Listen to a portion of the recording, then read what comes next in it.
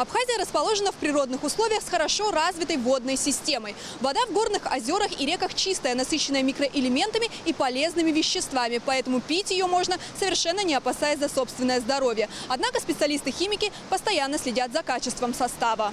К водным ресурсам необходимо осознанное отношение, ведь именно от чистоты воды во многом зависит жизнь людей. Благодаря постоянному мониторингу специалисты могут отслеживать различные изменения в составе. У нас проводится мониторинг всех вод, рек, речушек, озер наших. Этим занимается у нас АГЦМ, Абхазский государственный центр мониторинга. Все доступные, куда мы выезжаем по работе, водные объекты доставляются сюда пробы пресной водой. В Абхазии проблем нет, но тем не менее к этому ресурсу, важному, жизненно необходимому ресурсу, нужно относиться рачительно. При Государственном комитете по экологии и охране природы работает Центр экологического мониторинга. На базе местной лаборатории проводятся исследования различной направленности. В этих стенах определяют гидрохимический состав воды. Для того, чтобы нам определить содержание кальция, магния суммарное, мы должны оттитровать это до перехода в другой красивый такой бирюзово-голубой цвет.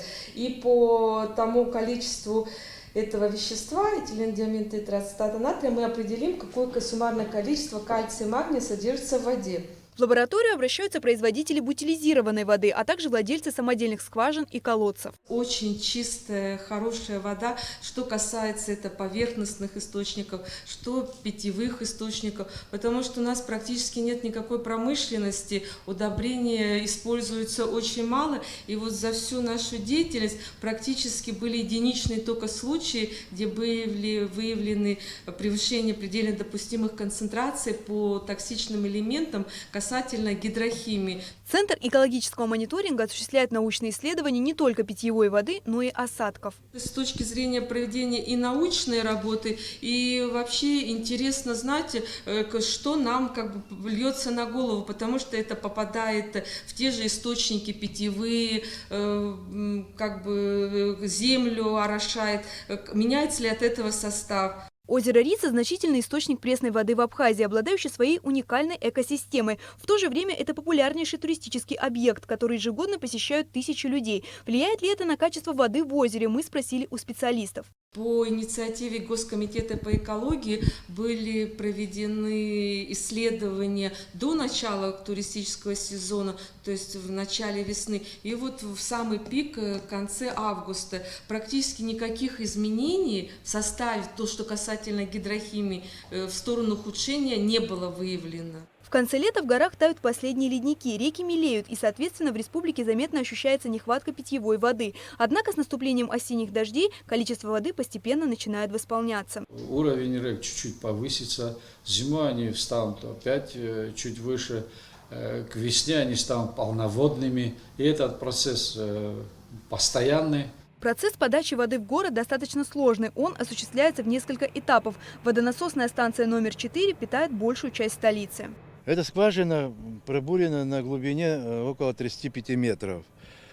Вот с таких скважин вода подается в сборные резервуары этой насосной станции.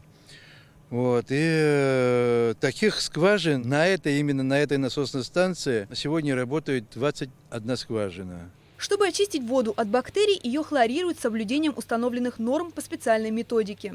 Хлорирование происходит инжекторным способом. То есть вода под давлением, открывается контейнер, выставляется уровень хлора, и вода под давлением вымывает этот хлор из контейнера в резервуары. И уже в город поступает хлорированная уже вода. Ежедневно в разных частях города берется проба воды, определяется процент содержания хлора. Не секрет, что в современных странах воду не хлорируют, а используют иные способы очистки. В перспективе переход к подобным инновационным методам возможен и в Абхазии. Амилия Бисмарк, Руслан Орлов, Абхазское телевидение.